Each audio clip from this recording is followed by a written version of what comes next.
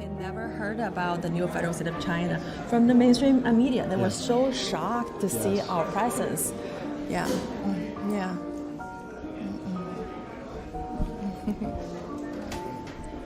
Ready? Okay. So let's get started. So Steve, so great to have you again. So honored. So I know 2 years ago, along with Mr. Mao's school, you co-founded the new federal state of China, which represents the freedom of the 1.4 billion fellow human beings who have been enslaved by the world's most powerful dictatorship.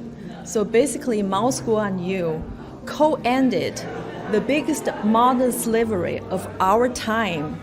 It's a humongous, humanitarian work that I thought could have been done by the United Nations or the G7, but they didn't. It's two individuals, a Chinese man and an Irish-American man, right? And so my question to you is that you have been called out by all kinds of names, you've been attacked, you've been sanctioned by the Chinese government. So what made you stay strong and focused on the goal of taking down the Chinese Communist Party, which is the mission of the new federal state of China? And held in criminal contempt of Congress. Absolutely. And you wear all of this as a badge of honor. Badge of honor. Yeah. Listen, it goes back to what you just said, is that, think about it, 1.4 billion Chinese in mainland China. Yeah. And it's mankind's oldest, right? Probably most revered civilization, of even older maybe than Egypt and Persia, with so many tremendous achievements in science and art over many millennia. And yet in the modern world, where all we do is talk about slavery this and slavery that, you have 1.4 billion people in one of our greatest civilizations enslaved today. Enslaved, and that slavery can only come about with Western institutions, financial institutions, corporate institutions, government institutions, both individual governments and things like the United Nations, just looking the other way. And you can't look, there's a French poet that as a young man, he died at Verdun in the very first part of World War I. And he had a saying, it's important in your life not to report what you see. The most important thing is to see what you see. And the Chinese Communist Party has enslaved 1.4 billion people, and I keep making the argument, the world will not be free until Lao Beijing is free. And so that is, I was fortunate enough through the grace of God to meet Miles after I left the White House.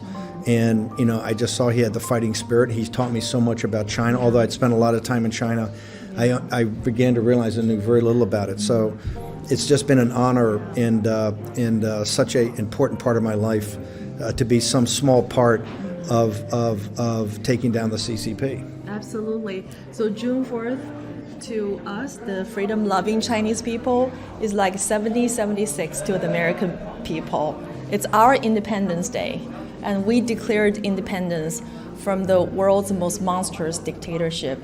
And you are a big part of that. You helped the Chinese people to become free. So I just came back from the Ukrainian border in Poland. I interviewed you. I know, I remember. On War Room. What do you mean? Yeah, it was amazing. So having stayed there for 3 months, I met people from all over the world, from Europe, from North America, from Asia Pacific. And these people, they were shocked to see the members of the new federal state of China, because they are amazed by the humanitarian work, but they have never ever heard about the new federal state of China in the Western mainstream media. So they felt that the mainstream media is blocking them from a very significant historical movement, which is not only affecting the Chinese people, but also affecting people living in the West. For example, everybody was wearing the mask. It's the CCP virus. And so many people are wondering, like they love our work and they love our mission, and they were wondering, when can the new federal state of China open the embassies or consulates in their own country? So my question to you is, what would it take for their government to recognize the new federal state of China as an official sovereign nation state that represents the 1.4 billion Chinese people?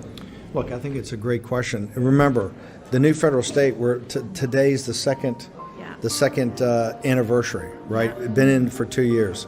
If you look at, as I said earlier in the day, all the achievements, you have a digital currency, you have a major social media platform, you have a 24-hour news and G News, right? You have all the farms throughout the world. You have units of operation everywhere in every country in the world.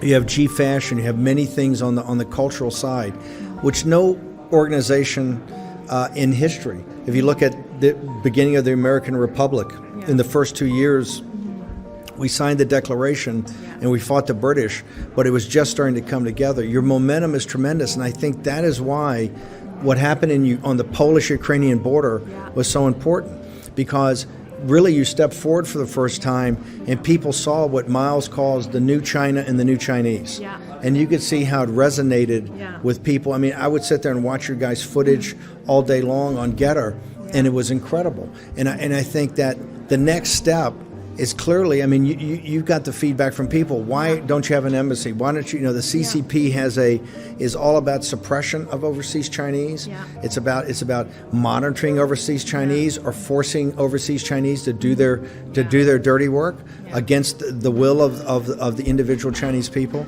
And so, no, I think there's a very next step. My strong belief is some of the NGOs that were there. We have a great opportunity, I think, to pick a couple of these NGOs and really start to work in an official capacity where you're recognized as a government in exile or a potential alternative democratic government to the Chinese people. And I think this next year, that is one of the major things we ought to do in the new federal state. The other thing in the new federal state I keep arguing for, and I think we have to do it this year, in each country where there's a farm, where people they're now Australian citizens, or they're now Canadian citizens or American citizens, it's now to actually engage in that political process. I mean, I can see in the United States young Chinese really starting to step up and become major players in American politics in New York City. I think that, given that 60% of Queens that voted in 2021, I think for Republicans, were all Chinese Americans.